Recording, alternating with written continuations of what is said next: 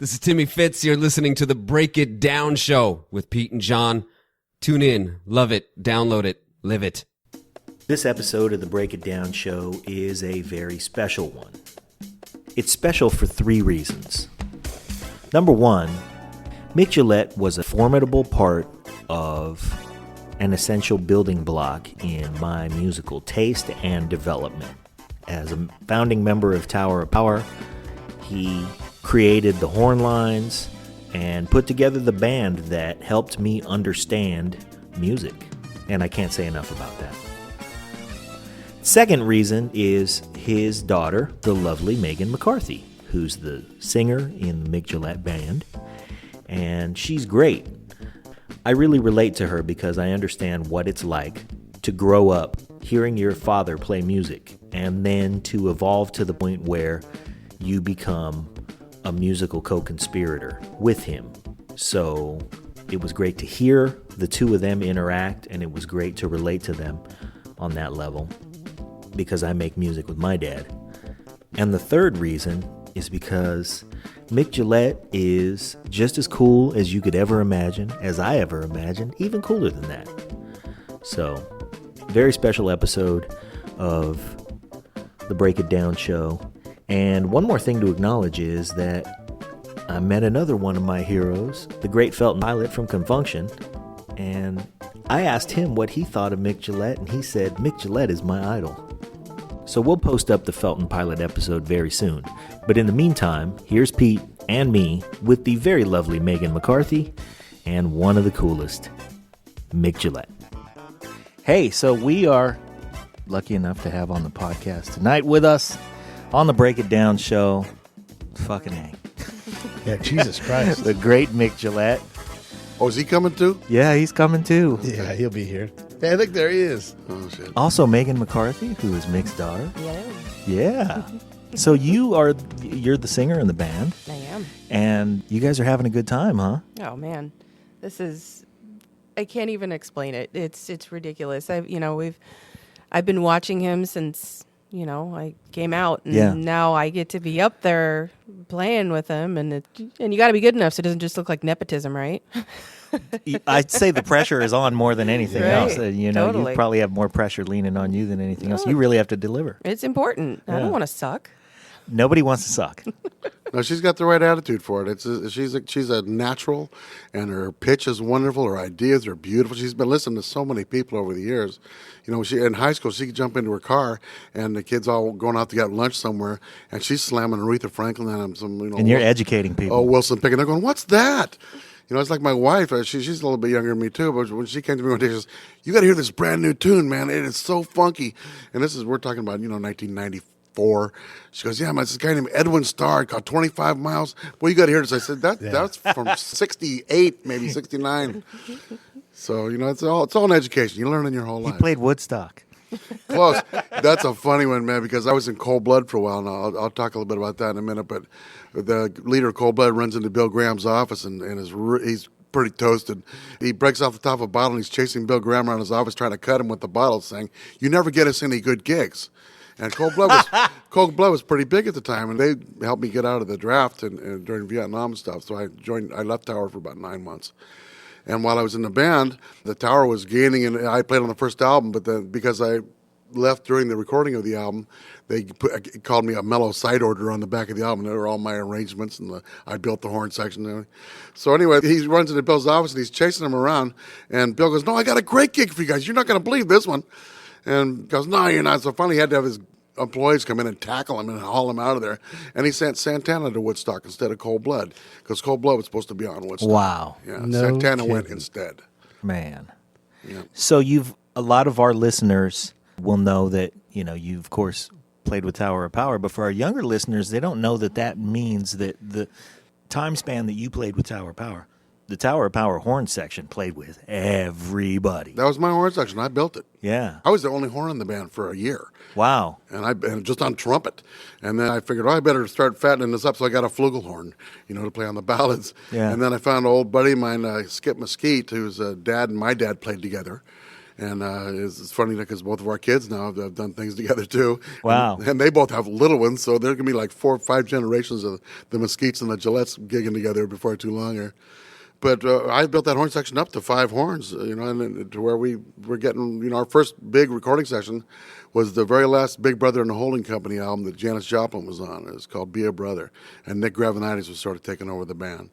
And we played on that, and next thing you know, we're doing Santana's third album, Everybody's Everything. That's one of my arrangements on that one. And things just started opening up. And then I have a discography on my website, micgillette.com, and we probably have 400 or 500 albums listed on that. Wow. 400 or 500 albums. Oh, at least. And those are the ones we listed. Look at this guy. I know. Man, you look great. It's great just to be, looked at and not viewed. Yeah. Yeah, no kidding. Yeah. I mean, really, for as long as you've been around making music, and you've played the soundtrack of my life. I mean, when I was a little kid, my dad was a sax player. So I've been listening to your stuff literally all my life, too. Mm-hmm. I've had grown people walk up to me and say, I'm here because of You're Still a Young Man. Yeah. I bet.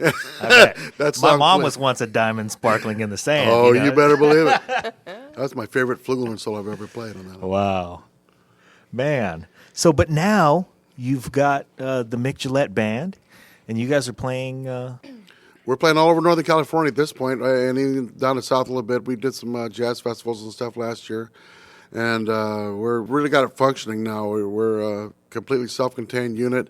Megan's doing the bulk of the lead singing. I'm actually doing some singing now just to give my chops a break every once in a while. I've got the old sax player from Cold Blood in the band with me, and our keyboard player, just a remarkable guy named Ryan Haberger. He went to college on a trumpet scholarship, and he's my keyboard player. And he tells me he plays trumpet too. So I said, well, bring it. And now he's playing through half the set. He's blowing. Well, I met Ryan a couple weeks ago. Mm-hmm. And, man, what a great guy. Mm-hmm. Yeah, he's pleasant. And he was telling me, yeah, man. And so there I am. And Mic Gillette tells me to pick up the trumpet. Yeah. I said, get it. Yeah. And then he said, well, you had this old-fashioned style, we call it a pressure mouthpiece, which is kind of painful, and it makes you want to kind of get away from the horn for a little bit. Well, they've invented new mouthpieces that are easier to play. All the pros are playing them, and you can play longer, you can play higher, you can play better. So I said, well, why don't you try one of these? And all the next thing you know, man, he's blazing. He's writing tunes for the new album and stuff. He's a full-blown member of this band. Yeah, but that's like Ted Williams going, hey, kid. Hey, kid. Pick Grab up a bat. Yeah, You're grab a hitting in the bat. 2 spot. And then put these batting gloves on. Now, let's throw him some heat. Yeah, let's go. And he lift starts that hitting. left elbow just a little bit. So, that's what I do. I'm a teacher now. I've been teaching since I was 9 years old. And I've been playing since I was 4. I got a funny story for you. My father, I have an older brother, 3 years older. So he was 7, I was 4, and my dad brought home a trumpet for him. My dad being an amazing professional trombone player, Ray Gillette. And my older brother's named after him. He's Ray Gillette III. And he bought him a trumpet for my older brother, and he didn't really like it that much. And I kept telling my dad, hey, I want to play it. And he goes, no, you're still too young. You're still a Leave young that man. alone, kid. You're still a young man.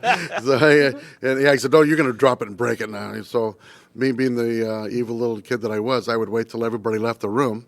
Then I would go sneak the trumpet out of the closet and play it. Man. And so I'd watch him give my brother lessons, and then I'd go on the sly play what he taught. My brother wasn't picking it up, and I was sitting on the bed fingering notes with my hand going, come on, you can do this. And one day he teaches my brother how to play a simple little C scale on the trumpet, and he's just not getting it. I'm going, man, this is so easy. He gets to the Give me that thing. He gets to the 5th note, and I said, it's open. And my dad turned and he goes, shh. It's open. And so they leave, and I see my brother run by the window in the back of the house, and I hear the garage door shut, and I'm pretty sure my dad's going out to the shop. So I went and grabbed the trumpet real quick, and I'm sitting on the bed, and da, da, da, da, this is so easy, da, da, da. And the door opens, and there stands my dad, and I'm busted. Now, my dad was an ex-Marine, and it's just in the 50s. Those days when you got a whooping, it wasn't child abuse, it was called a whooping. He was a Marine. You're never an ex-Marine. No. Yeah, he was a Marine. Yeah. But he was in Bob Crosby's band in the Marine Corps, so it wasn't that bad a duty, All right. stationed in Pearl Harbor. But so he looks around and he goes, where's your brother? And right then my brother goes running by the back window, and I said, he's right there. And he goes, that was you? And I go, yeah, Dad, I'm sorry. I know he's going to get the belt. I'm in trouble. I said, I was real careful. He goes, that was you? And I said, yeah, I really want to play the trumpet, please. And he goes, do that again. And I thought, oh, man, here's my ticket. And I played it perfectly. I played that scale. And he looked at me with his eyes got real big.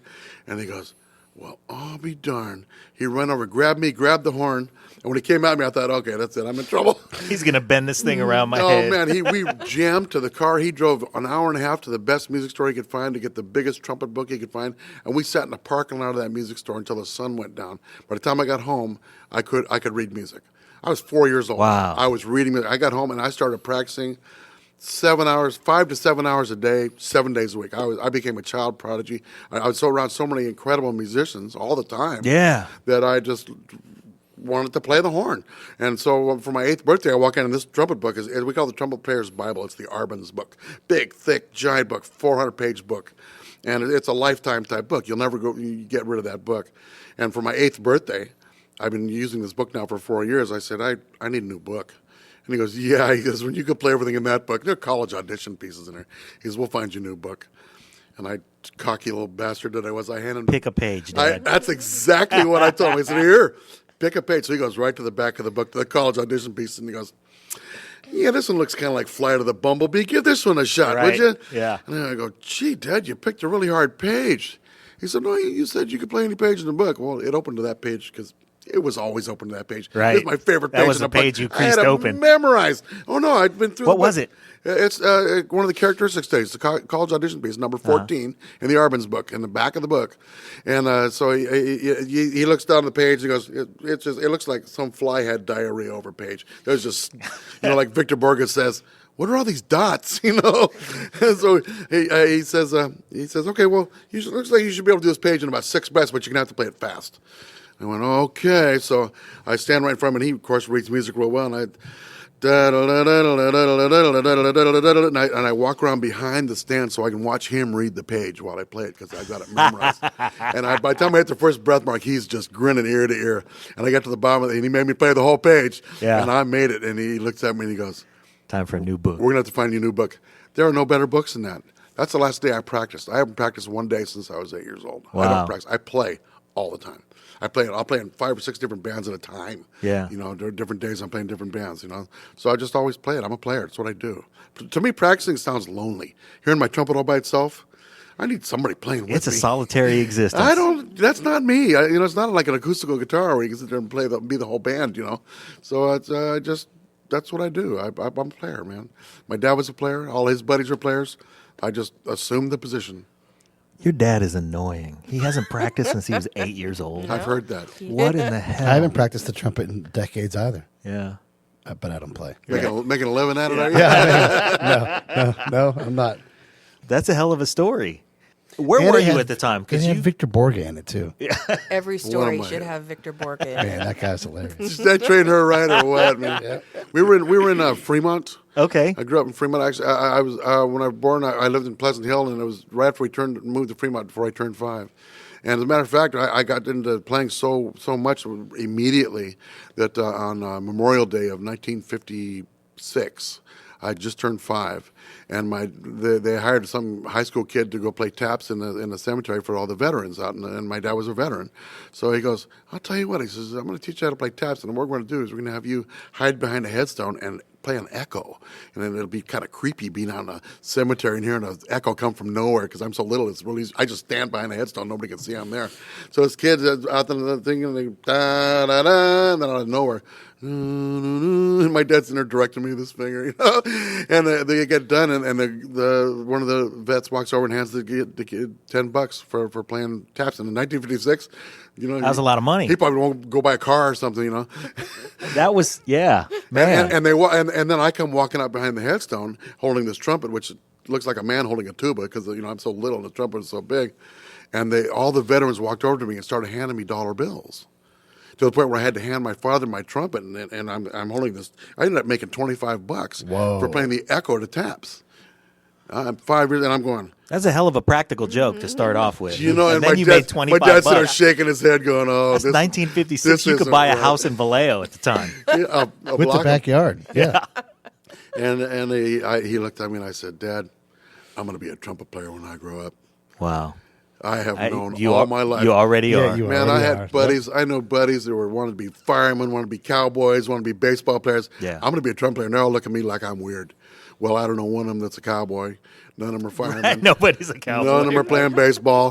I'm playing trumpet. I've always known. There's never that one wondered. kid, and he is a ballerina, but that's another story. Yeah, that's he used to be Eugene. Now it's just Gene. Yeah. You know? Hey, I have to though acknowledge Jason Stewart because he put us together. Jason's awesome, man. He's the newest member of the band, and he joined us. October, November, around there somewhere. Yeah. Angelica's was his first gig, so that was November. Oh, that's right. Yeah, actually, On his birthday. Yes, that was it. Yeah, and His birthday was his first gig with you guys. Yes. Wow. It Yeah. was. And Yeah. what a find he is, man. He just is so tasty, man. We're doing on our new album, Turning Two. We've Megan brings me these tunes. You know, we write tunes. Some of it original. Some of it we're doing some rehashes of old tunes. But we're not a cover band, so we're not playing them like they did. Yeah. She brings this Patsy Cline tune in, and it's got slide guitar and violin on it. And I'm going, it's called I Love You, Honey. I Love You, Honey. And Okay. it's this old Patsy Cline tune. And I listen to it and I went, you know, I really don't want to do country and western music. She goes, I don't care. It's a cute tune. Do something with it. I said, well, what if I do Dixieland on her or something? She goes, that's a good idea.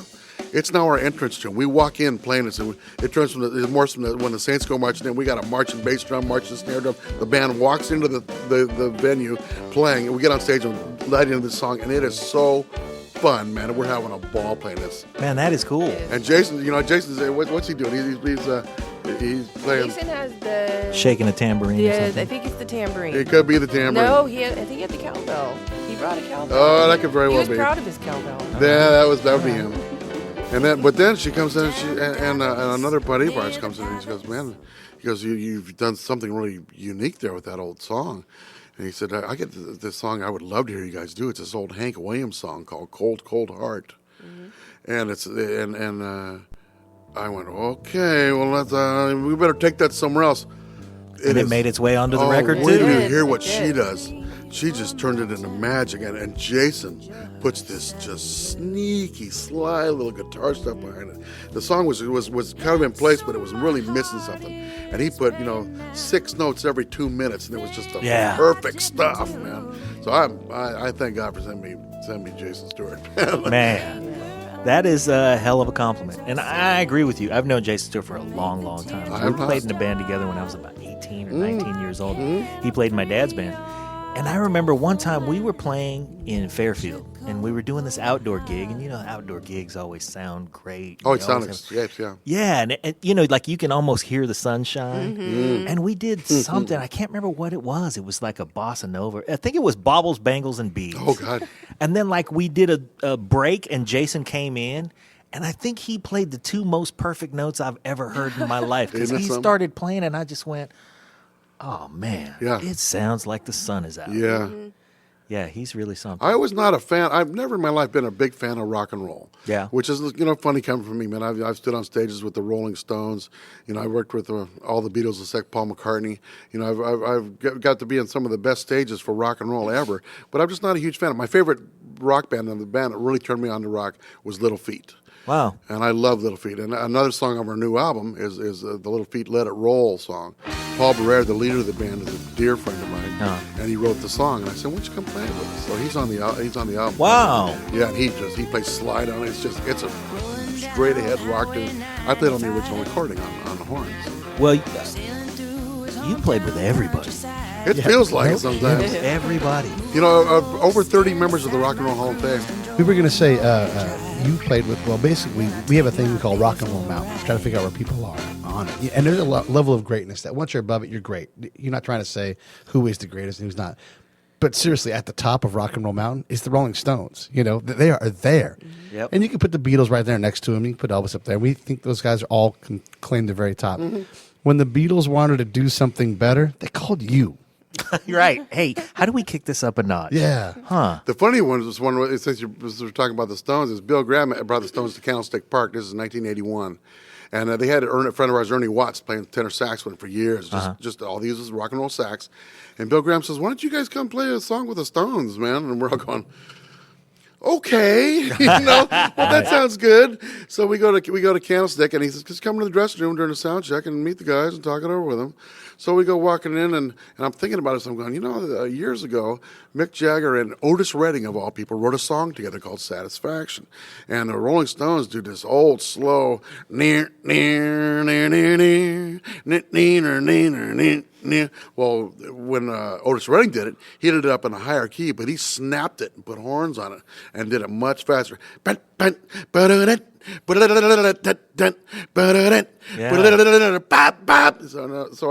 we walk in the dressing room, and we already knew Keith Richards. We met Keith several times, and Ron Wood. We'd worked with the Faces. And Mick goes, well, what are we going to do? What do you guys know that we can do? And I said, well, do you guys ever play Satisfaction anymore? And he goes, oh, yeah, we haven't played in a little while, but we all know that. I remember that tune. Yeah. And I said, well, do you still play it anymore? And he goes, yeah. I said, well, we played the Otis Redding version of it for years. I said, he goes, oh, but see now, that's a lot different than the way we do it. And I can't even fake Mick Jagger's accent, but I know that lip goes out about here. And Mick says, well, we do it a lot slower. I don't know if they'll recognize. I said, I'll tell you what. I said, we'll slow ours down. If you can pick yours up just a little. Meet in the middle. We'll do it any key you want. And he goes, you can do that? I said, that's why we're here. We're Tower of Power, baby. No, I didn't do that. Yeah. I said, that's why Bill asked us to come in and we can do this. Yeah. So we work it up, and we're in the dressing room playing it, and Keith Richards is just flipping out. He's running around the room playing, this is the best, and we're going to use those horns. So we were up on stage standing, and they're going to play the Satisfaction for the last song on the set. There's 78,000 people in Candlestick Park. And they got these special stage on set, but we're behind some big giant curtains on stage, about 4 songs we're supposed to play, and they break into Jumpin' Jack Flash, and we're back behind the curtain. I'm going, Doc, play this. I gave him a couple of scoop parts to play, and then I'm showing the horn some other parts. You play the 7, you play the 3rd, just jumping, bow, bow, ba-da-da-da, bow, and we were playing some snappy little horn stuff, and the song's just about over, and all of a sudden Jagger comes during the song, comes running behind the curtain, and he listens to us for a second, and he goes, get out here! And so we run up on the stage, thinking we're going to finish the song with him, and he stops the song, and he walks up to the microphone and goes, wait till you hear this, and he starts the song over again. But take this silly little horn arrangement that I made up on the spot. Yeah. The horn section that plays with the Stones live now plays that same arrangement, note for note. And we get done with Jumpin' Jack Flash, and I'm going, okay, the crowd's going nuts. They know who we are. It's the local people. Yeah. And Jagger goes, all right, you guys ready for Satisfaction? And I go, yeah, we're ready. He goes, good, we're doing Brown Sugar. Make something up. Okay. All right. And so we did. They're using that arrangement to this day. Wow. Man. And they're using a 5-piece horn section. Yeah. So, we leave a dent wherever we go. I guess, man. We aren't great, but the great don't mess with us. I would say you're great. You That's made a level of Keith humility Richards excited about playing Satisfaction again. Yeah. Yeah, we turned Keith around. There's many funny stories about Keith, which are not for publication, but I was privy to. But there was a party in my room in Amsterdam when we were on a big Warner Brothers tour with Little Feat and Graham Central Station and Montrose and Doobie Brothers and a band called Bonnaroo, and we're having a big party at a big dinner in Amsterdam, and I'm at a table with Keith and Billy Preston's there, and a writer from Rolling Stone and Doc and myself, and so some guy breaks through the crowd and runs up and just throws this big bag of cocaine on the table in front of Keith, and Keith goes, no, and he pushes it away, and he reaches in his pocket and goes, I got me own. And he sticks the bag in his pocket. And we end up going up to the room and listening. And he says, man, they never have been on the road again without a 5-piece horn section since we sat in with them. Wow. We left an impression. I guess. It makes a difference. Horns make a difference. Yes, they absolutely do. And I'm what's known as a spot arranger. I'll make up stuff on stage as we go. What song is it? Yeah. It's songs I don't even know sometimes. And I'll learn it the first time through, the second time. And the kind of guys I like playing with in my section. I've always been the section leader, and between myself and Greg Adams, Greg Adams was the trumpet player in Tower Power. And he, when stuff was really elaborate and the big sweeping ballads, he'd write everything out, and he was just eloquent writer for that stuff. He's one of the best, sweeping ballad writers I've ever heard. And he made me sound like $1 million. So I've never had a complaint about Greg's arranging. But most of the old funk stuff, that's mine. Okay. You listen to old East Bay Grease and Bump City and those things. Yeah. What is up? Those are my arrangements. I made up that stuff. I'd tell the guys, I'd throw them a line, and I'd say, you got the 3, you got the 7. I'm playing the tonic on top, Doc. You got the tonic. You can change between the 5 and the 9, and we got some nice chords going on here. And all of a sudden, when I play a line, I look at the guys, and by the 3rd or 4th time we've done this, they go right to their harmony, are playing it with me the second time. Or we're hearing it once, they're playing it second time in harmony. Yeah. So that's the kind of section we had, and that's why we got so much work. Right. Well, it's not like you guys didn't have the practice, that's for sure. I mean, you sure had the time together. I haven't practiced since I was 8 years old. I call practicing a waste of time. I'm a Yamaha clinician, and I work with a lot of schools. Yeah. My wife and I have a company called Music in the Schools. I go all over the country, working with a lot of middle school and high school and some college bands, some even drum and bugle corps. And when I walk in, I just give them the ideas of where and how the stuff is going to sound and feel better and feel right, and how, like we were talking a little while ago, and you actually how funk is explained. Yeah. To lay down funk, and we spell it with an O. If you spell funk right, if you play funk right, your lawn is going to die, and the next door neighbor's dog is going to be pregnant. I mean, stuff's got to be nasty. Yeah. All right. Well, the thing is that somebody has to be playing straight ahead rhythms, and somebody plays the off 16th jabs that make those stabs to make it just fit.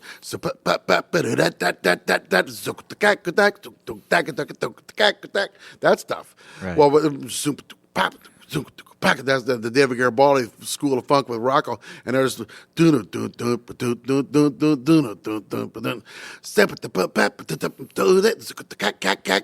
stuff. Yeah. Somebody has to be laying down the straight ahead stuff, so the other part of the band can do the funk stabs. Can mess with your back. And if the rhythm section is taken out, then the horn section goes.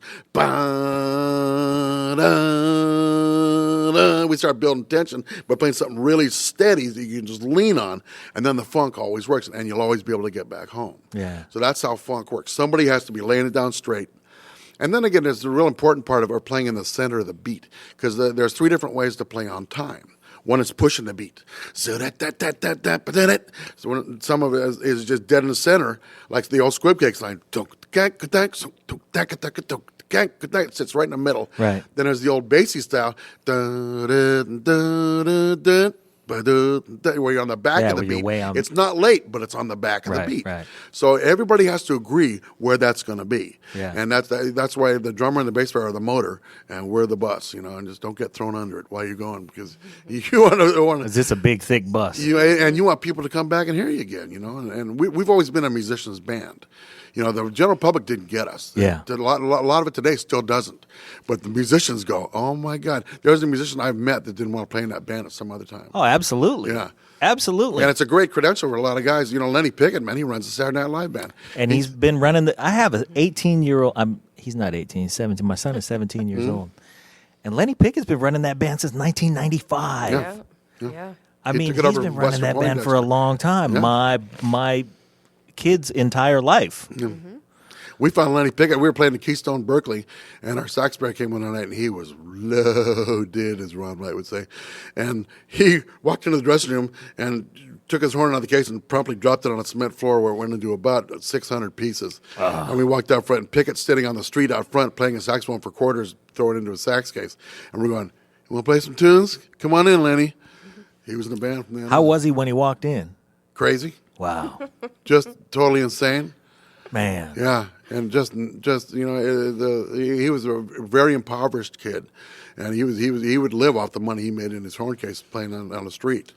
And the next thing you know, man, he's buying $1,600, $1,700 tuxedos, and he's dancing, and he's doing his crazy dances and his hambo and stuff, and people ate it up. We're looking at him going, "You're crazy," and they're eating it up. So we're going, yeah, okay. Yeah, he'll fit right in. Yeah. Plus, we were choreographed. That was the fun thing about watching a bunch. One of the reviews called the the Tower Power horn section looked like the UCLA lion gone to bad seed.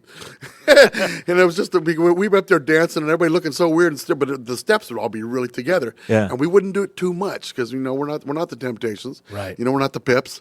Matter of fact, we called ourselves the Pits. Pits. Yeah, Gladys had our Pips. We were the Tower. We had the Pits. So we called our background singers the Pits and our dancers, we were the Pits. Just enough to be charming. Yeah, that's like Man. Cold Blood. We used to call it the Clot. If you like the show, And you know you do. send us some pictures of your movies. Don't do that. Support the show. There are 3 ways you can support us. Number 1, go to iTunes or Stitcher or wherever you listen to podcasts. And leave a 5-star rating and review. It helps with the show metrics and it helps us get better placement. Number 2, Visit our website. www.breakitdownshow.com. We've got an Amazon and an eBay link. Same Amazon, same eBay, you know and love, but they give us a little kickback when you get to their site from ours. And number 3, leave comments about the shows that you like. We want to know what you think, how you feel. Tell us how to make the show better. We greatly appreciate it. Now back to the show. We like boobies. But LP, Lenny Pickett, what year did you join the band? That had to be about 73. 73. Yeah, we were doing the Tower Power album. And that was when Rick Stevens had been our lead singer. Yeah. And Rick fell into hard times and really got wrapped up in some bad drugs and some really bad people. Man. And Rick, he was the best up until just very recently. The new lead singer I've done is just sparkling. But Rick had always been the best showman, lead singer of that band. He just was. Wow. He walk in and just own a crowd. They'd be in his pocket 2 minutes after he started talking, and they just loved what he did. Lenny Williams sang all the big hits. Yeah. And he got that magical, that preacher's voice. He's got all that stuff. Sure. Those are the 2 biggest, best singers that were in the band when I was there. But you'd say Rick is more of a showman. Oh yeah. Oh no. His uncle was Ivory Joe Hunter. I mean, it was in his blood. He just had it, and he was a bit older than the rest of the band. And the funny thing is now that after spending 34 years incarcerated for 3 murders and a kidnapping, Yeah. but it was all over a bad drug deal. And when he cleaned up, and he's been a man of God ever since. And he's actually a very nice guy. But there's still a lot of people that shy away from him just because of what happened. Right. There are people who may never come back to his fold. And where he's been. And some people, they talk about forgiveness and stuff. There's some heavy things that some people aren't able to forgive. I was able to see through it myself because I remembered how good a guy he was. Right. And when he came back out, I got him his first gig after he got out of prison. Oh, good. I got together with Jeff Tamalier. He just got out, like about within the last years year? now. 2.5 years. 2 years. Yeah. And I did all the horns for him on his first album out after he came back, and I've helped him. I've done some gigs with him and stuff, and now he's out working. He actually works with Cold Blood a bit now with Lydia Pence. Good. But I helped him get back on his feet and stuff, and it's I can't call him my best friend, but we're friends, and we're musical friends especially. So in that form, it's all building and making this life happen. Music is so amazing. Right man. on, man. I have to say, right on. Yeah. That's a great story. It's so amazing, man. Music has its own language, Yeah. and the communications you use to in music is like if somebody comes up to you and starts babbling at you in Cantonese or Tagalog, you're gonna look at them and go, okay, no sabe, I'm not sure how to say this in your language, but I don't know what you're telling me. But if you start playing if music. you say or sing to them, you emote to them musically, and they know Right. I'm happy, I'm intense, I'm strong, I'm simple, I'm clean. You can tell All them those feelings and that they'll everybody know can what relate you're to. telling them. You got it, Yeah. and that's what I love about music. Man. Well, you've been loving music, and we've been loving that you've been making music for all these years. Well, thank you, man. I'm blessed. My father was the best musician I ever met. And the best trombone players I ever met all called my father the master. Man. Yeah. So when you were growing up, though, your dad was playing with some really heavy cats himself. Yeah, the Tommy Dorsey band. He got kicked out of Tommy's band for kicking Tommy's butt on trombone.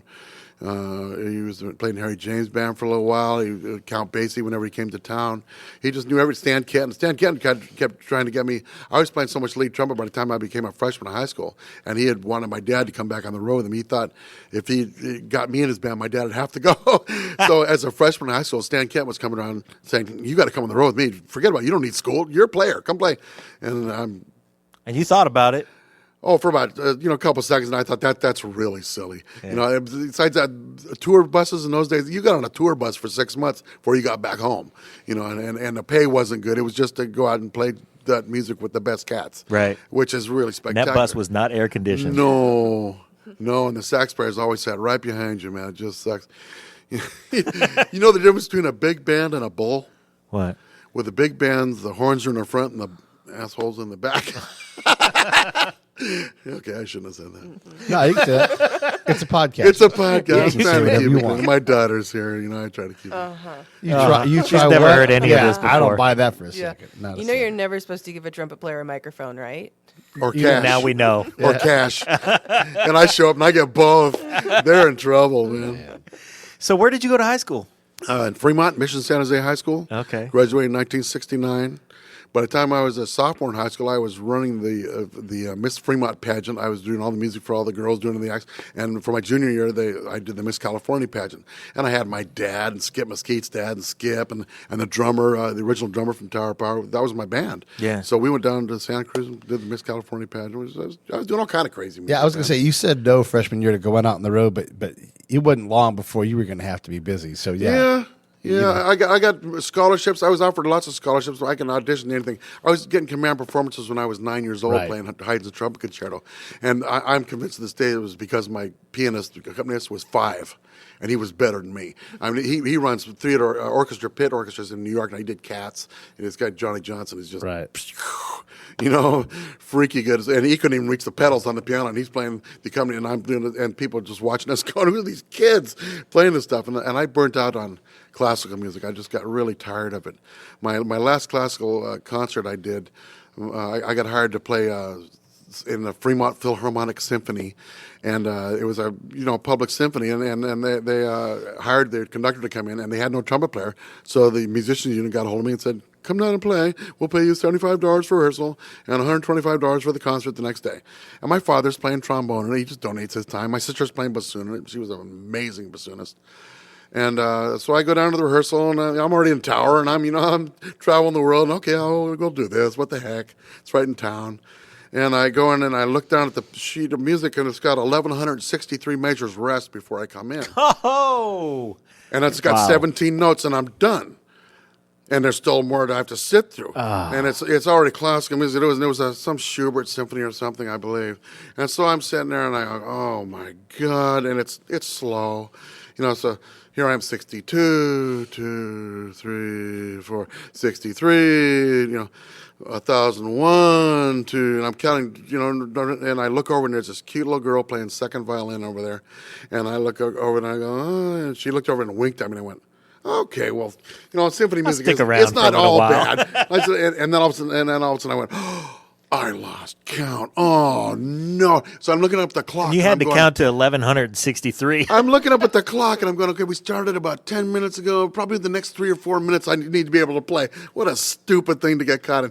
So I'm sitting there, and I get my horn ready, and I'm looking. The part's pretty simple to play, and I'm looking at the conductor, and I'm sort of quizzically looking at him, and he already, lost your place. that The bastard lost his count. only other guy in the house who's getting paid to be here. Let's see how this goes.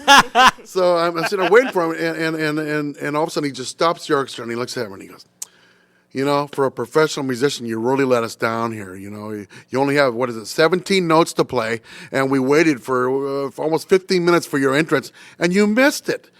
I know it's a lot of measures to count, but you can count, can't you? My father walks over and kicks my chair, and he goes, we're going to start this piece over again, and the whole orchestra groans. He couldn't back up 4 measures and bring me in. Come on. So, yeah. So I went, and he goes, I'll even give you a clue. He goes, you double the oboe part. Mr. Oboe player knows how to count, and he'll make sure you don't miss that part. They're not going to want to start this piece again. So we'll start it now, and I didn't need to count. I knew exactly where his part was, and I just sat there and he wouldn't look at me because I'm burning holes through his head. Now I'm not happy.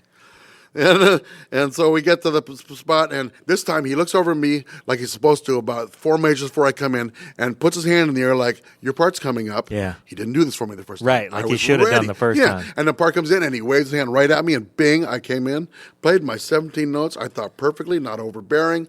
Just nailed the I don't even remember the part.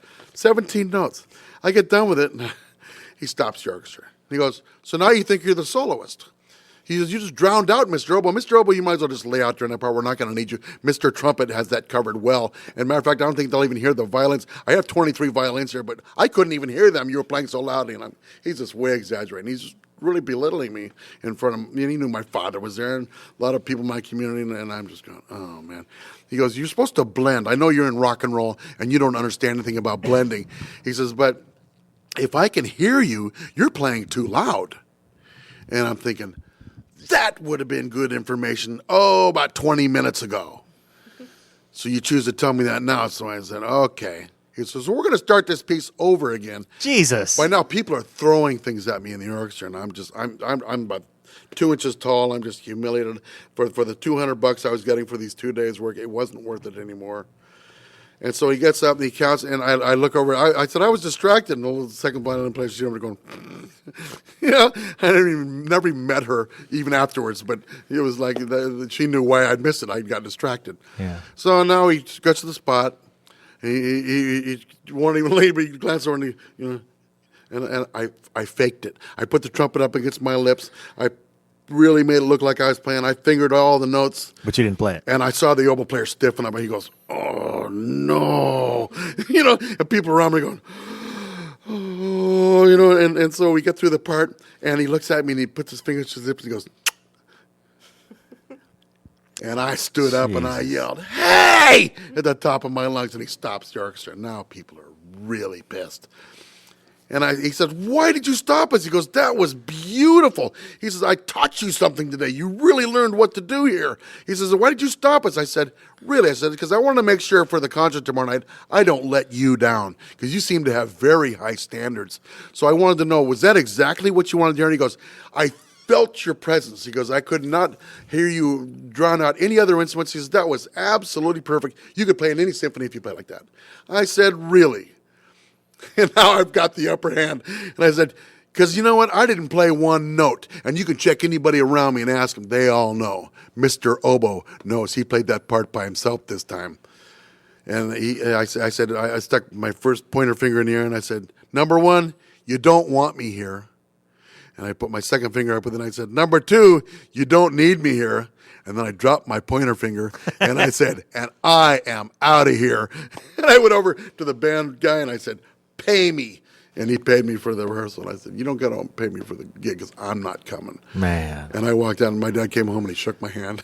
He goes, you won. He says, you won. I thought you were the town idiot, and you won. Wow. So that's classical music was done. I'm done with that. I teach it. I got kids who can play the snot out of it. Yeah. And I can show them how. Yeah. But I don't. I'd rather play in a country band. I got to go play with... and fuck that guy, by the way. Sorry, Megan. Fuck that guy. And I got to go play with... what was his name? Commander Cody and the Last Planet Airmen a little bit. Go play some country rock type stuff. Yeah. And Little Feat plays that southern country type rock and stuff. So that's my country music. But the legit classical stuff, you can have it. Yeah. It's not part of my world. Wow. It's not funky enough anyway. No, man. You know what? If you play something on off 16th, you will be fined. Yeah. Yeah. I get bonuses. Man. Yeah, right. Man, that was funky as ever. My neck hurts. Yeah. That's when you know you did it right. And your dog's pregnant. That's how it works. And Yolanda died. Yeah, right. Yeah. That's right. Dancing. Yeah. Man.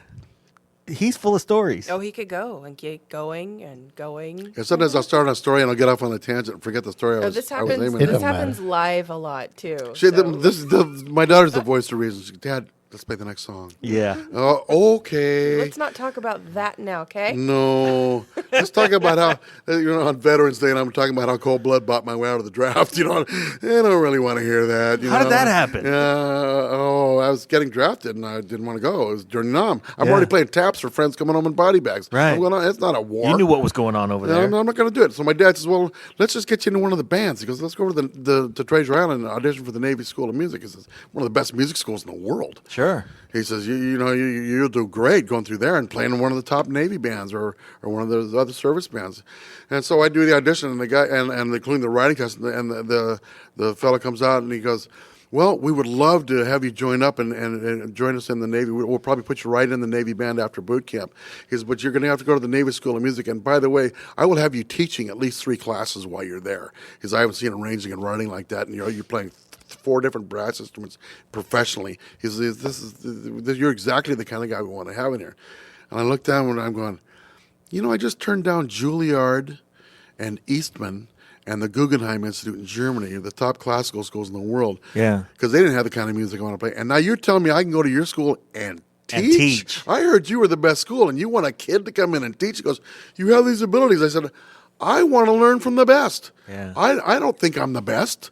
And if you do, I don't belong in your school. Right. And my dad looked at me and he goes, oh. He goes, you're going to get drafted. And I go, nah. And I already played on the first Cold Blood album as an extra trumpet, and they said, we just got our keyboard player and our... am I telling the wrong story again? Should I not be telling this one? Anyway, they got a shrink and a lawyer, and they said they've been taking care of me all my life, and I was a certified nutcase. And I said, I go into my last draft physical, and I said, give me a gun, give me some bullets. I'll shoot the first son of a bitch I see. Give me a gun, I'll shoot you first. And they go, okay. And he's read all these psychiatrist letters, and he goes, oh, you're not going in the service today. So I walked. They might have been right. Mm-hmm. I'm pretty sure they were. We'll never know. I have a trumpet, and I know how to use it. Mm-hmm. All those great successful years with tower hits that we all know and love, and then you left the band. That was my fault. No. My wife got pregnant, and a month and a half later, I said, I'm out of here. Wow. I said, I'm not, it's really funny. About 7 months later, I go out to play with me and Lenny Pickett from the Saturday Night Live band. He was our second sax player. Yeah. And we got asked to go play with the Beach Boys on the 4th of July. And Reagan was the president. It was 1984. That was 2 weeks after I was born. Yeah, she was born June 20th, and this was the 4th of July. So it was 2 weeks after she was born. Okay. And we're living in L.A. and just scratching how to live. And I'm trying to break down some doors in L.A. And not, there's deep lines down there. They're great old cats, so I wasn't going to get In anybody. 1984, you were having a hard time making a living in L.A.? Yeah. You got to get in line waiting behind these guys. See, there's a system in L.A. with the old cats, and the contractors who control everything have their guys. They hire, and they'll do 3 or 4 sessions a day, and they're kicking back part of the dough to them. Right. And here comes this newcomer who's probably not. You're not going to get anywhere. No. Mic Gillette or not. I'm working with Quincy Jones and Stephen Foster and David Foster. So the Lenny Pickett and I get asked to go play on the 4th of July. So, you work hard all your life to get the good gigs and be able to play any kind of music that's in front of you. And they tell me they're going to pay me $2,000 to fly out there and play 45-minute set with the band. And it's all whole notes. Goodness, good vibrations. This is all whole notes. I mean, one of my 3rd grade students could have done this gig. Wow. And Lenny Pickett's in there. Help me run, help me run. We get to change notes. Oh, Help me run. So we're out there to play, and we're standing on stage. And where was this? Washington, D.C. It's on the 4th of July. It's 1 o'clock in the afternoon. There 700,000 people showed up. We're on the Forrest Gump stage looking down the Washington Mall at the monument. There's an entire Woodstock on each side of the pool. I mean, there were so many people. They said there were over 700,000 people there. Wow. And I was standing on stage, and this is going to be an easy gig. Let's do this. Ringo Starr's on stage with us, Julio Iglesias, all kind of these big entertainers. And President Reagan standing there on stage. He brought the Beach Boys there. He was the California, governor and president. Right. He loved the Beach Boys. He brought them out there to play this. And we're just getting ready to start, and he turns around and goes, wait a minute, boys. I've got an idea. He goes, boys, Independence Day. Look at all these Americans here today. I hear there's close to 750,000 of them here. They should have their national anthem. Boys, play the Star Spangled Banner for him. He just had this epiphany, and he goes, play it rock and roll style, Beach Boys style, any way you want. Play the national anthem. And he's so proud. And they're all looking at each other like, holy shit, what are we going to do? How did you know? Carl Wilson looks over at Jay Johnson. He goes, and he's trying to find some chords. He has no idea. He looks over at the bass player. He goes, can you? And he goes, I never played that in my life. He looks over at Mike Love, the lead singer. Mike, you can sing this, right? And he goes, I always mess it up. Somebody write down the words for me. So they're thinking, what are we going to do? And you just got called out by the president to play the national anthem. And you can't not play it. There was a party atmosphere on stage, 30 seconds ago, and now it's right. Took the air right out of it. So President Mr. Reagan looks over at his Secret Service guy Bob. It turns out standing about 5 feet away, and he goes, "Bob, we really should have the national anthem. Let's play the Marine Band recording." And Bob, for the only time all day I saw his eyes through. He lowered his glasses. He looked over the rim of his glasses at the president, and Reagan goes, "You did bring that, didn't you?" No, sir. He turned to God in Carl Wilson's face. Story is the best. I know, I can't It just gets deeper. He gets in Carl Wilson's face and goes, "We have a band here today." He says, "You mean to stand here in front of the President of the United States And you on the can't play 4th the of national-" July and tell him you can't play the national anthem? It's called the Star Spangled Banner. Have you ever heard of it?" He's trying to cover for himself because he blew it, not bringing the Right, backup. he didn't bring it, yeah. Right. So now Reagan walks over to Bob and goes, Bob, we don't need this. And now it is dead silent on the stage. And all these people are standing up front waiting for music to start. And it's just like this, and then he elbows me in the ribs and he goes, "Mick, do something. Let's go." And I said, I'll play it on my trumpet if you like. And all the Beach Boys, "Oh yeah, he plays it. He plays it really good." And they never heard me play it. They just figured they were off the hook. And President says, "Oh, you could play this?" I said, "I played it at an Oakland A's game about 3 days ago." I said, "I'd be honored to play it. I love to play our national anthem." I said, "I don't jazz it up too much. I play it pretty legitimate." I said, "But Yeah. I'd love to play our national anthem. I'd be most honored." And he turns around and looks at that sea of people out there, and he goes, "You're sure you start this? Oh my gosh, I remember one day Frank Sinatra went to sing at Dodger Stadium. He forgot the words and ran off the field. And it was a disaster." And I'm going, "No, sir." I said, "I'm no Frank Trumpet Sinatra." players don't forget the I words. said, words. "I'm no Frank Sinatra, but I can play this and I would be most honored." He goes, "Well, okay then, what's your name?" And I told him my name. He walks me up to the microphone in the middle of the stage. President Reagan walks me up to the front of this stage. It's a huge stage. It's 12 feet high. And there's, and he goes, "Everybody please rise." I don't know if you have any idea what it sounds like when 700,000 people stand up at the same moment, but it's like the atmosphere moved up about 4 feet. Jeez. If there were clouds, it sounded like the buffalo coming over a hill at you. Every time I remember the sound, I still get goosebumps. And he goes, "Please remove your caps, and Mic Gillette is going to play our national anthem." And he stands right next to me. And I'm walking on the microphone going, "Okay, I either really stuck my foot in it this time, or I closed my eyes and played the first few notes, ba ba ba," and I went, "Piece of cake." Yeah. And I played it, and I got it going nice and strong. I put I put a couple little bitty things in it, and about halfway through it, I'm in the middle of the song. I feel this clamp on my shoulder, and I glance up, and President, he's a big man, and he's standing next to me, just beaming at me, man. And I'm playing, and I get to the end of the song, and I stick my fist in the air, and I yell, "Play ball!" Boom! The band starts into good vibrations, and they're just rocking. President Reagan spins me around, gives me this big hug, and he goes, "Young man, you saved the day." And I teach this at my clinics. I'm a Yamaha clinician. I teach this to the kids. I say, you always play your best. I said, the one rule is you're always performing. Don't practice. Practicing is a waste of time. We all know practicing is trying. Yeah. We all know what Yoda said about trying. Right. Don't fuck with Yoda. Yeah. There is no try. Do or do not. And if you're always playing your best, always play the best you can. Next time it'll be as good or better. Right. And that will be your standard. You will always be playing your best. And when I walked up, and I doubted myself for a second, as soon as I started playing, I realized this is the way I play. It's not a hard song to play. You know what the hardest song in the world to play is on a trumpet? What? Taps. Oh, man. Oh, my God. Wait, before you get off into that, I just want to say that Mick just asked me, "I don't know if you know what it feels like to have the president put his arm around you and to stare down 750,000 people."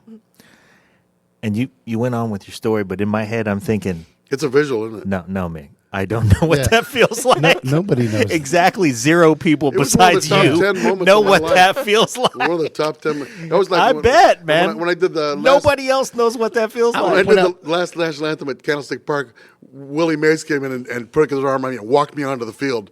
And we weren't even supposed to go out there yet. And he just walked me right at the second base. And I'm in tears. I got sunglasses on because I'm crying because Willie Mays has me. Man.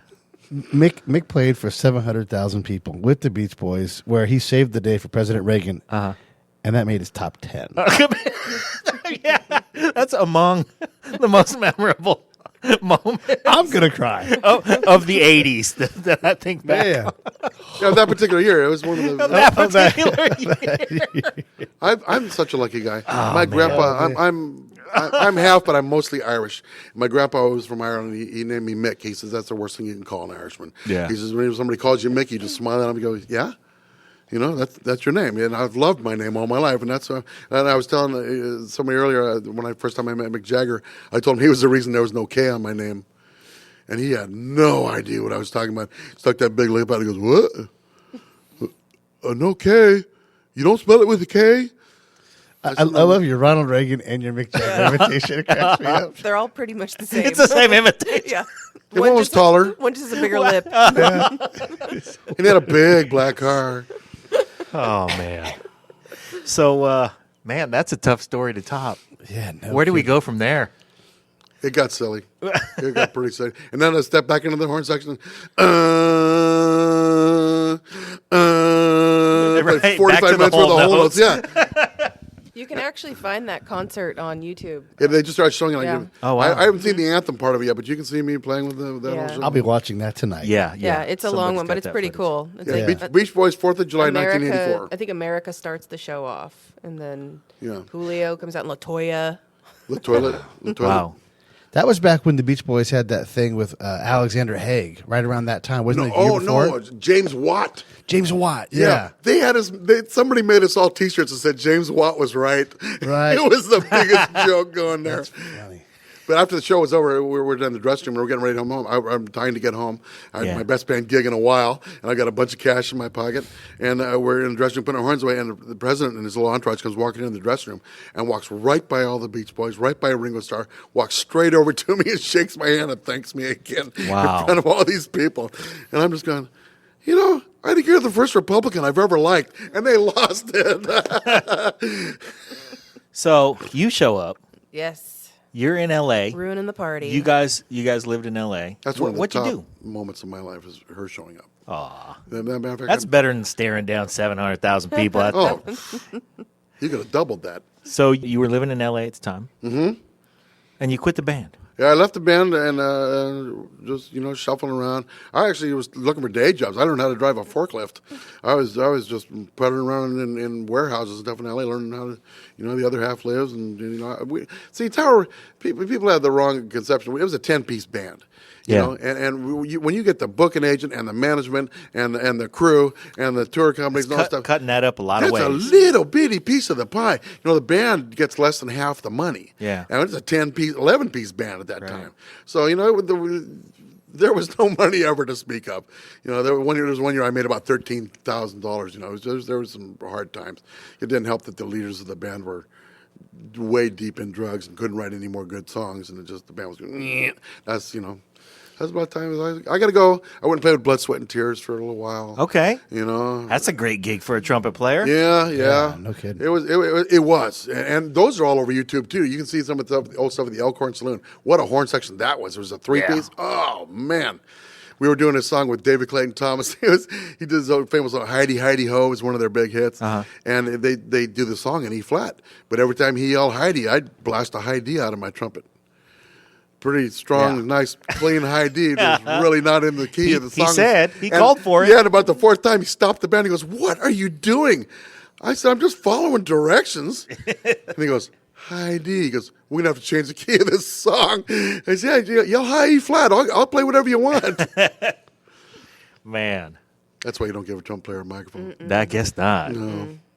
So You're making my job easy. let's go through that chronology, though. So you're down there putzing around. Yeah, Megan gets born. I'm doing occasional sessions, not too much. I had a guy who I don't really want to name him, but I had set him up in the studios down there. Yeah. He was now working because we were so busy. I introduced him to Quincy Jones and David Foster and John Stronach and some of these really top, Bill Schmee, some of the top producers in L.A. And then I found out I'm having trouble getting work. I'm knocking on people's doors going, I know you're still producing a lot of albums. I'd love to come, work with you again. And he says, well, I'm using this other guy now. And he tells me not to use you because you don't blend with anybody else. If you aren't playing lead in that horn section, not to use you. And I said, I checked with him. I called him up. I said, he goes, yeah, I got my own guys, and we're doing it, and we blend together better. I went, thanks a lot, man. Enjoy your life. And I hung up the phone, and I don't want to name him. He's kind of a well-known guy. But I set his life up. I set his life up, and he's had a great, great career. And I'll tell you why I don't want to name him. He's got a tumor on his neck now the size of a grapefruit. Wow. And they tell him if he takes it off, he's not going to play anymore. So I just leave that alone. Karma took care of him. No kidding. I'm blessed to have the most wonderful family. I'm all about family, man. This is my life is good. I am a happy man. Music is flowing throughout me all the time. I'm honoring my father whenever I play. You are clearly living a great life, man, because you look like $1 million. You look like you got another 50 years ahead of you. Oh, I love hearing that. Thank God. And you get to play music with your daughter. Is that the best? That is so cool. It is very Anything cool. my daughter does, I love. I can't I'm even like, are begin you to watching say. TV? Yeah. When you get a chance, listen to Cold Heart on the new album. And what we did, we played at an old club over here called Armando's, and during it's Armando's and Martinez. Yeah, That's right, yeah. She Little sings joint we most all of this- know and love. It's just a quiet little band with Jason putting his beautiful, sneaky little stuff behind her. Yeah. And then I grabbed my horn. I went out into the audience, on the far end of the audience, and I played back for her from across the room. And there was the hairs were standing up on everybody's arms. It was magic, man. Oh, man. It was really a communication thing. He doesn't like me at all. Right. Clearly obvious. Oh, wait, don't start me about my grandsons, jeez. No, don't ever ask him about the softball either, because he was my coach forever. Yeah. We did softball. That She was an like, NCAA softball player. She had huge scholarships. And you coach softball. Oh, yeah. And plus, she's been a published songwriter since she was 7 years old. Get down. No, she got her Go own ahead, ASCAP Megan. checks. Yeah, oh, yeah. Well, they were going to kick me out of the family if I didn't do something. Oh, so- okay. She was afraid to sleep in the You were dark. singing for your supper. we wrote a song together called "Let Me Be Your Nightlight." It's about your parents being there for you and stuff. And it wasn't no Mickey Mouse little song. I had Chester Thompson on keyboards and become my pals. Wow. Yeah, Tom Pollitt. And you guys cut it and you sang on it? Yeah, we have a kids' tape. Get down. Yeah, Nouveau Kids. We put it out as a cassette, and it was nominated for awards and stuff. And people were just going, wow. After they played it for people, they're going, my kids won't sleep with the light on anymore. They think it's really cool that their parents are there for them. Let me be your nightlight is the song. And they're saying, you got any other songs? And we're going, well, we will. And so we go home that night after a performance of it, and I say, let's write another song. She goes, okay. I say, well, you got any ideas? What would you like to sing about? She goes, and I went, okay, let's see what she comes. She says, are there any rainbows at night? Perplexing stuff. Yeah. And she's 7 years old. And I said, are you kidding me? She goes, yeah, maybe they're like just dark blue and purple and brown and you can't really see them real good. And I'm going, So we wrote a song called Rainbows of the Night. And it's just a beautiful little song. We ended up putting a whole album together of kids' songs. And had some of her buddies in middle school who sang in church choirs, come sing with her and stuff. And some of my good friends, like Stevie Keys from Journey, come play keyboard. And I just my pals. And we just put this thing together. And it was magic, man. Wow. For a second there, I thought Perplexing stuff.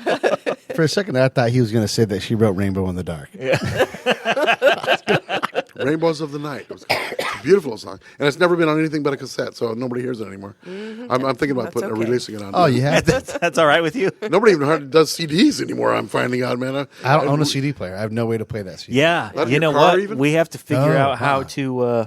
to get this. Well, we just sent will. stuff We'll to figure it CD out. Baby of the new album, so it should be going on iTunes pretty quick. Yeah. There you go. So everything's digital, I guess nowadays. But you can't sign that. People come to gigs, they like getting this, buying the CDs, and have the band sign That's them true. and stuff. I still like the albums. I still go for albums. That's nothing like the pop. I've and got the such a crack. vinyl Yeah. collection. There's a company that we work with a lot of times. They're called the New York Rock Exchange, and they kind of do that. They sell shares of the song. So, they'll break off a tiny chip of the song that you can buy an ownership share. And of. you actually get, like your name on the copyright registry in the Oh, my Library of goodness. Congress. And so And the it's fan- a minute thing for the But it's a fans piece of share. something.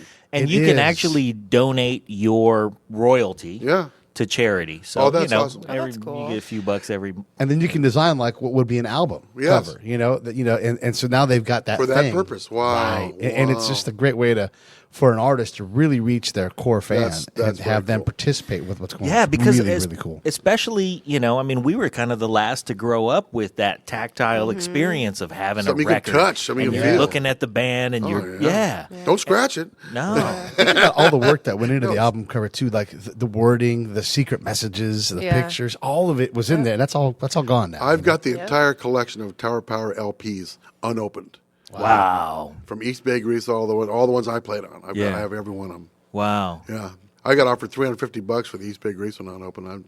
I've just never let it go. Well, as far as like getting your fans involved too, we did for this album we did a Kickstarter. Oh my God! There you go. campaign. Yeah. Oh, the Kickstarter campaign Yeah, a funded friend the of ours record. came to say, "Well, you Yep. should try this." Right on. And we had so many people, I bet. just come in and were so generous and Right. really got it taken care of, and it's huge. This crowdfunding thing is It's something special. it for sure. is. It's really cool. And then they feel like they're a part of it, and it's really cool. They are a part of it. I mean, but they feel. I mean, and There's for names in the album for and certain stuff. donations, you get certain things that I'll call you up. I'll play Still Young Man for you on the phone for somebody's birthday or something. Here I go my own little things. I can. Hey, man, that's awesome.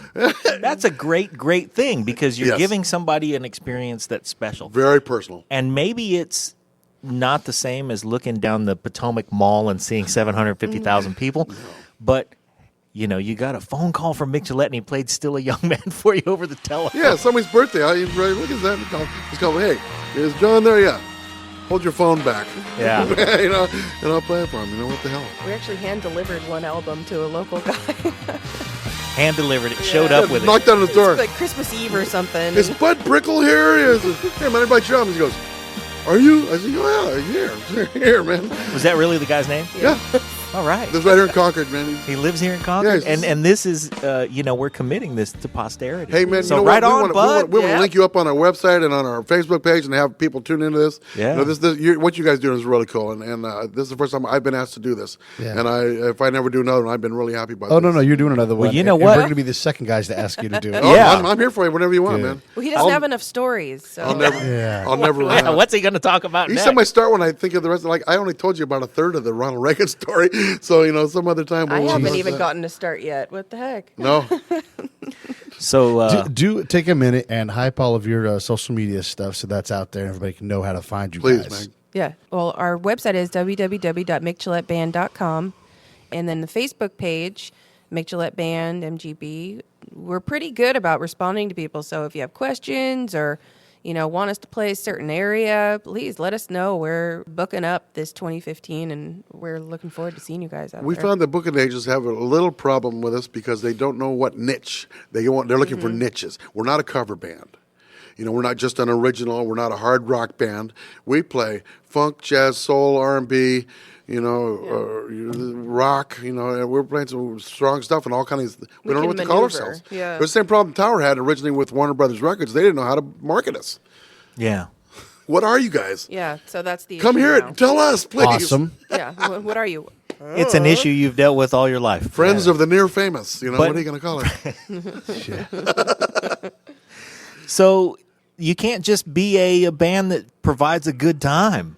Well, we're a party band. I We're mean, a good band. that's You know the what they thing. call Is us? it what if you? How do you classify that? Well, I classify it. I want to have a good time. We're a fucking band. You Yeah. want a fucking We're a band or dance not? band. Yep. People get up and dance when we play. We're playing some more. We play this old Candy State and two men. I would love to hear your reaction after you hear the album. It's got some stuff on there. We're doing the Little Feet Rock stuff. I do Unchain My Heart. We just lost Joe Cocker, so I'm doing his Yeah. version of that. The old Cold Blood song, Watch Your Step. Megan is tearing some stuff up on this album. It's a fun live set. Like, if you don't have fun, there's something wrong with you. Yeah. We lost Wayne Henderson this last year, the trombone player from the Jazz Crusaders. I put It Where You Want It, their version of it on the album. There's some, just, we're touching our roots and all the people that touched us and giving back, man. This is all about giving back. What's funny is the songs, there's kind of a theme through the songs on our album. It's almost like anti-love. It's like an anti-love album. Right. On accident. We It got a wasn't song on called purpose. What's the Matter with Your Mind? So we're playing Valentine's Day up at Twin Pines Casino Okay. with our anti-love. Right. That's a hell of a thing to notice after the record's done. You go, It was. man, you know what? We're kind of making fun of some love here. Right. Yeah, guys in the band tell me, hey, Mick, you write dark songs. I said, well, I wrote one. I went in for an eye exam. They told me I may have a growth behind my right eye socket, and that's not a good place to have a growth back in the brain pan. And then it turns out I just had a 5% eye stroke for some reason, and it caused a little swelling in the back of my eye. Well, for a month, I thought I had a brain tumor, and I was gone.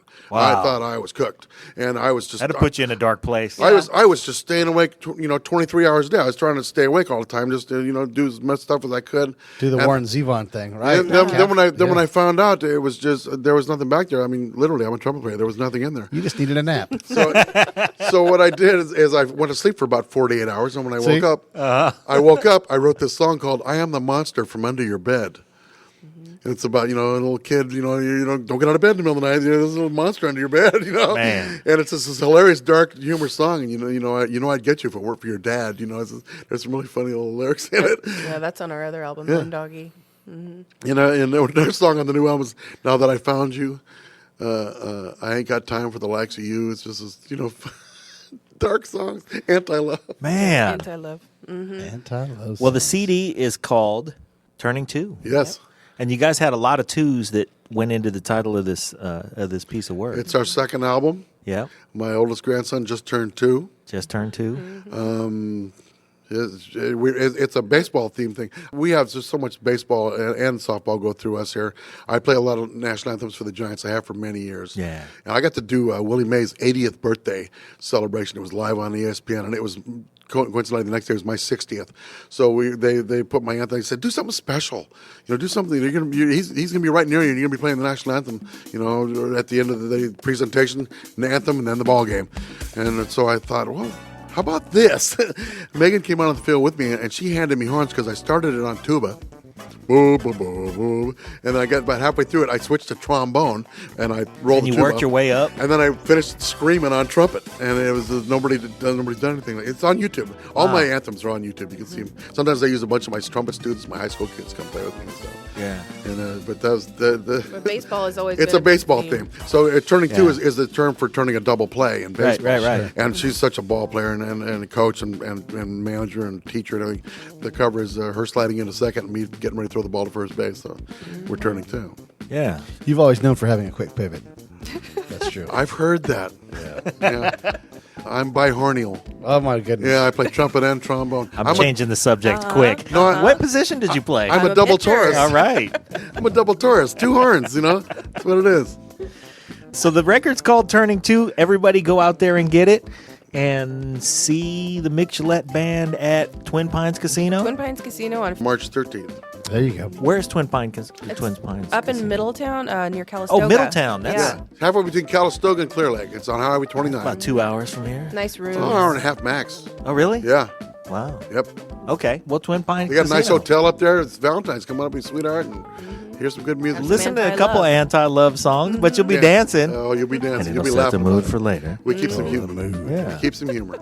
So, hey man, that's a great note to end it on, and I certainly don't take your time for granted, but 100% we want to do this again. I love it.